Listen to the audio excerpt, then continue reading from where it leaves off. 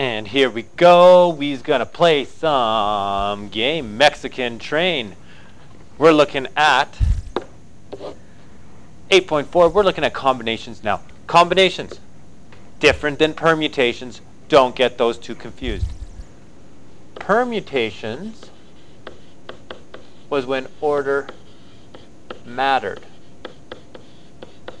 If order matters, that means if I change two things, it's a new arrangement. Combination, the order I do it doesn't matter. Order does not matter. For instance, in this game we got going here, Mexican Train, sounds awesome. Never played it. We got some domino tiles, and we can have anywhere from 0 to 12 on each side. But we have to make sure we realize that a 2 and a 1 is the same tile as a 1 and a 2. And this actually kind of reminds me of this summer. I was out shingling some roofs there with a buddy, and we're up on the roof. We're on one side. We're nailing the shingles back on, and he keeps reaching into his pouch. He pulls out a nail, and he goes and he chucks it over to the other side of the roof. I say, "Hey, bud, what you doing there, man?" He says, "Well, I keep pulling them up and keep pulling out the nail, and some of these nails, half the nails are for the other side of the house." I thought, man. All right, so order doesn't matter in a combination.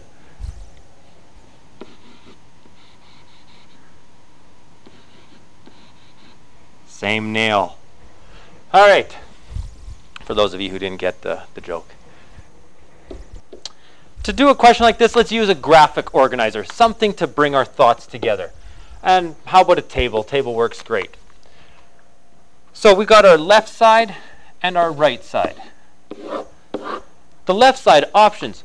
Hey, you could also do a tree diagram or something like that. Well, I'm going to use a table. It's a little bit easier. If the one side was blank, I'll put 0. If it was blank on the left side, the right side could be a 0, 1, 2, 3, all the way up to 12. So that gives us, from 0 to 12, that gives us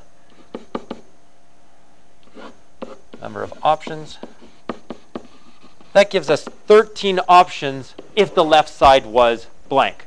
Now, if the left side is 1, I can't have a 1 and a blank, because that's the same as a blank and a 1. I've already talked about that. So that's a no-go.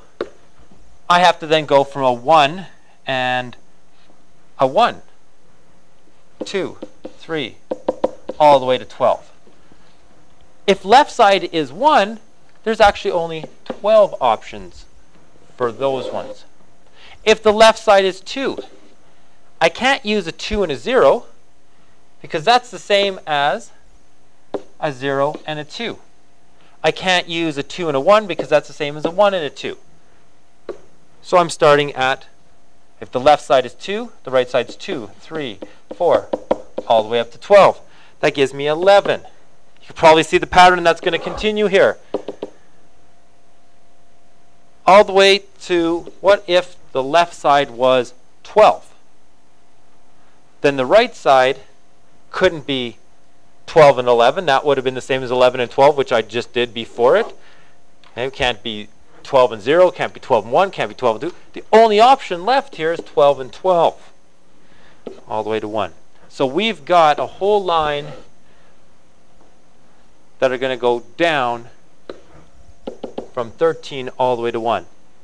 And because it's either 0 on the left side, or 1 on the left side, or 2 on the left side, or 3 or 4, we're going to add those numbers up together. So it would be 13 plus 12 plus 11 plus 10. Oops.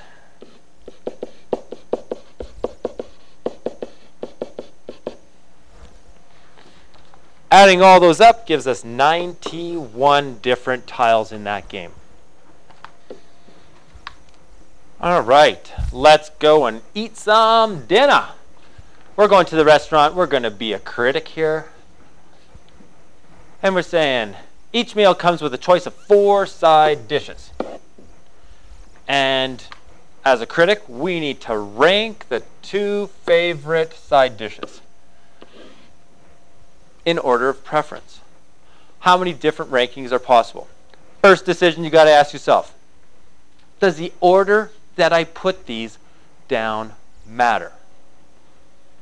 If we're ranking, put the 2 favorite in order, that means order does matter.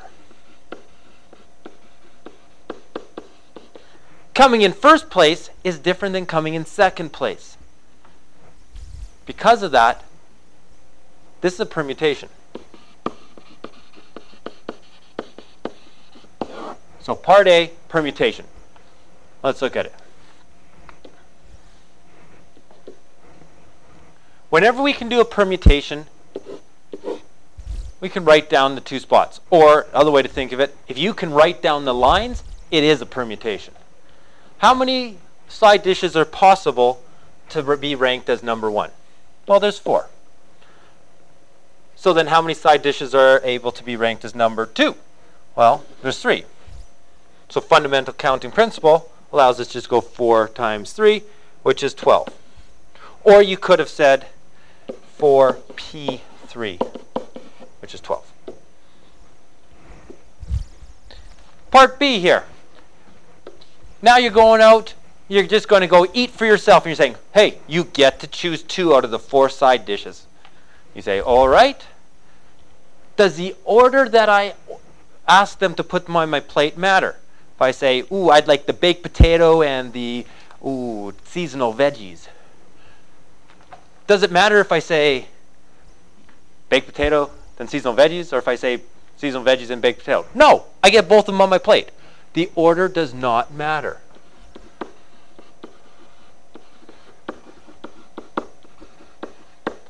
Because of that, it's going to be called a combination. And that's why when you go to McDonald's, it's a combo meal. So let's list them out here for ourselves. We could have, let's call them A, B, C, and D. I could have A and B. That's the same as B and A. I could have A and C. That's the same as C and A. I could have A and D. Same as D and A. So then, that's if I choose A. But if I choose B, I've already got, so I'll put it here. I've already got B and A chosen, so I can't choose that one. So I'll say B and C. And then B and D. And then if I choose C, well, I've already done C and A. I've already done C and B. So that's all that's left is C and D. That's 1, 2, 3, 4, 5, 6. 6 objects. Notice this. It's like half of what was there. Keep that in mind of why it's half as we go through this next section. And the lady really would like to explain this section to you, so I'll let her do that. Consider the number of ways a reader can choose 3 books from 4 books. Unlike positioning books on a library shelf, order does not matter. Choosing books 1, 2, and 3 is the same as choosing books 1, 3, and 2, 2, 1, and 3, 2, 3, and 1, 3, 1, and 2, and 3, 2, and 1. So even though these are all different permutations, they are all permutations of the same 3 books. So they all represent the same combination. Choosing books 1, 2, and 4 is the same as choosing books 1, 4, and 2, 2, 1, and 4, 2, 4, and 1, 4, 1, and 2, and 4, 2, and 1. So even though these are all different permutations, they are all permutations of the same 3 books. So they all represent the same combination. Choosing books 1, 3, and 4 is the same as choosing books 1, 4, and 3, 3, 1, and 4, 3, 4, and 1, 4, 1, and 3, and 4, 3, and 1. So even though these are all different permutations, they are all permutations of the same 3 books. So they all represent the same combination.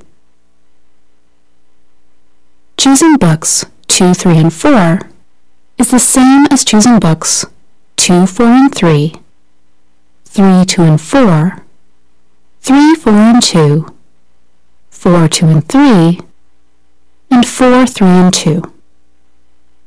So even though these are all different permutations, they are all permutations of the same 3 books. So they all represent the same combination. So the number of possible combinations is 4. Notice looking at this here now, that you've got your permutation ways, and we divide out 3 factorial. That's exactly the same as doing permutations with repetitions. So combinations is the same kind of way as permutations with repetitions. And so we say now, the number of ways of choosing out of n objects, choose r of them. Notice I'm using the word choose because it starts with a C. That's the only reason. Is the same as the permutations divided by the r factorial, which is just like repetitions. Permutation formula, which is on your formula sheet, divided by r factorial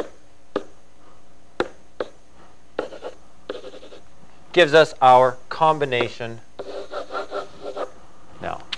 And just like in permutations, the n has to be larger than the r. You can't pick more out of what you don't have. NCR, another notation that you can see, that you might see, can be written like this. And we say n choose r, like I was telling you. Out of n objects, choose r of them. So using that formula, what if I say out of 9 objects, choose 3 of them? What would be the answer using our factorial notation and the formula? Oh, there we go. There's the bit.ly link. All right, so check that one out, see what you can do. Okay, looking at the example that they did. In Lotto Max, what you're doing in Lotto Max is you've got a sheet with numbers 1 to 49 on them. You get to choose 7 of those. Now, the order that you fill in the dots doesn't matter. You just got to get those correct 7 numbers out of 49. The order doesn't matter, so this is a combination.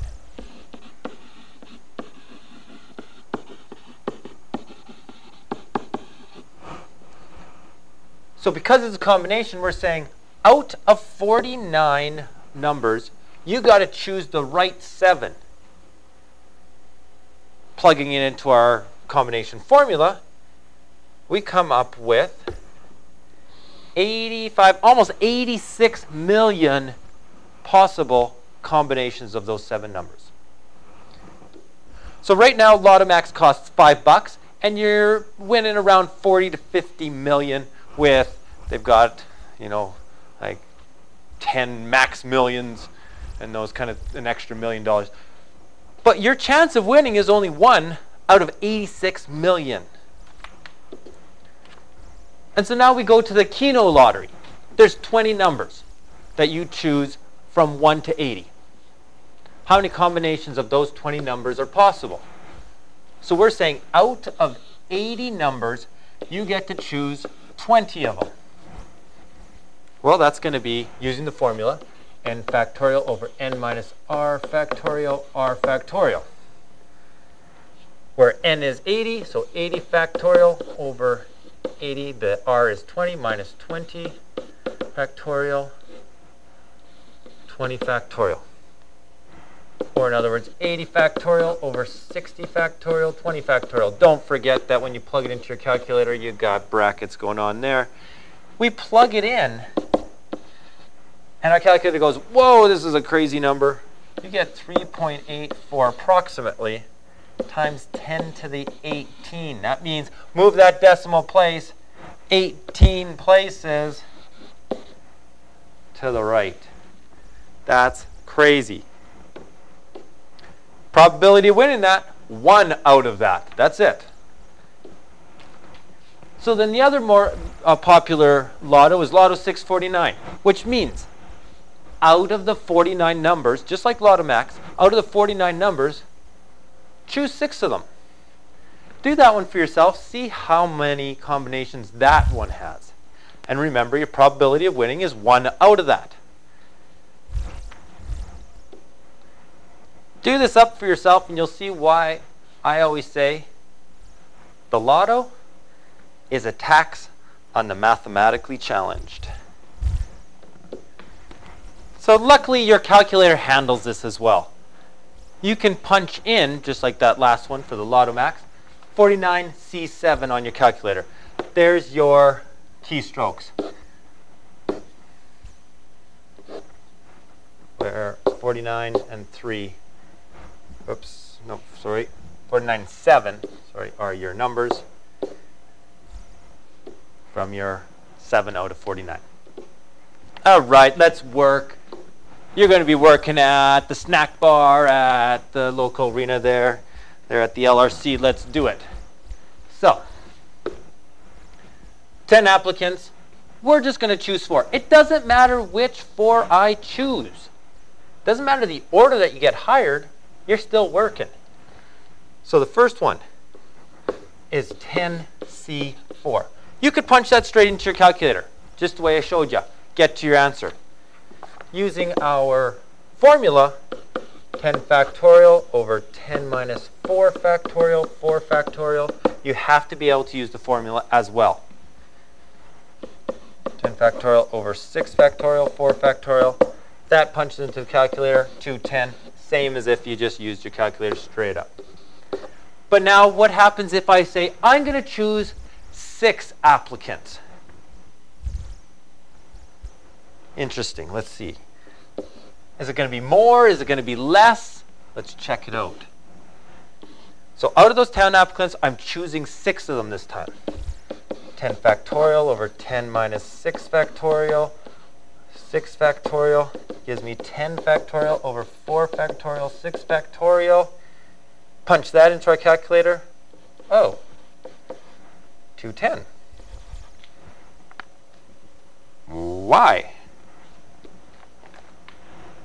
In the first one, by choosing 4 applicants, I'm not choosing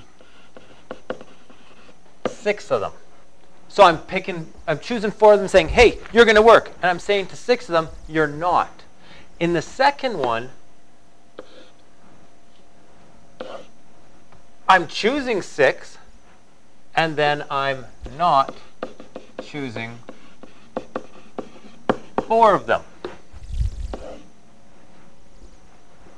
Not choosing 4 is the same number of ways as choosing 4. Not choosing 6 is the same number of ways as choosing 6. Let's do the algebra to prove that that's true. So what we're saying is,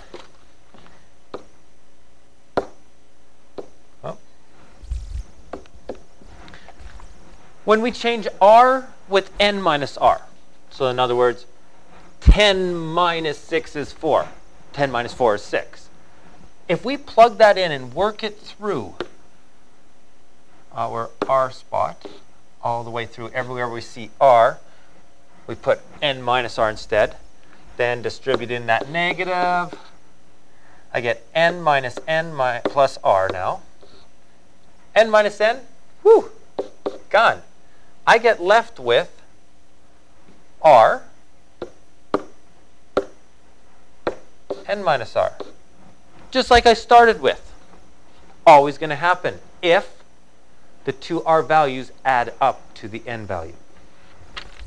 Now, good question for you. You figure out, does that hold true in permutations, just like it does in combinations? You figure that one out for yourself. So what we're saying then is NCR is equal to NCN minus R, or in the other notation that you'll have to be able to use. All right, we got two things going on here. You're sitting there going, hey, I got to hire some people. I've got cashiers, and I need stock clerks. There were 7 applicants for cashiers. There are 8 applicants for stock clerks. I need to hire both. And what does and mean? And means multiply. So we're going to have two things we've got to multiply here. Let's put that down. First one, let's talk about the cashiers. Assuming that it's not the same applicants on both of them, out of the 7 applicants, we're going to choose. Order doesn't matter of who I say is hired. Out of the 7 applicants, I choose 3 of them for the cashiers. And for my stock clerks, out of the 8 applicants, I'm going to choose 4 of them. Neat thing with combinations always, total number of applicants was 7 and 8, 15 applicants. Total number of employees I'm taking is 3 plus the 4, gives me 7 employees. You could punch that straight into your calculator just as such. You could use the formula either way. I'll throw down the formula just so you can see what it looks like. 7 factorial over 4 factorial, 3 factorial, multiplied by 8 factorial over 8 minus 4, which gives me 4 factorial. 4 factorial. Again, this 4 here was found by 7 minus 3. Or plugging it straight into your calculator, you come up with 35 times 70, which gives you 2450. Wow. That's a lot of different employee rosters you can have. Don't skip over these 3 problems. They really are going to bail you out many times, especially that first one. How do you know you got a combination problem instead of a permutation problem? Work through those. Have a good one.